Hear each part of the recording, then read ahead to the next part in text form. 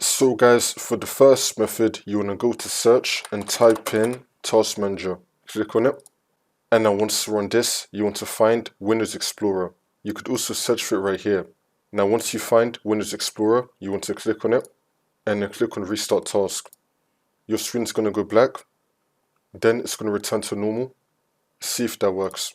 For the next method, you want to go to search and type in check for updates. Click on it. And now once you run this, you want to click on check for updates. Make sure that your computer is fully up to date. For the next method, you want to go to search and type in CMD. Now you want to run it as administrator. And then click on yes. And now once you run this, you want to type in sfc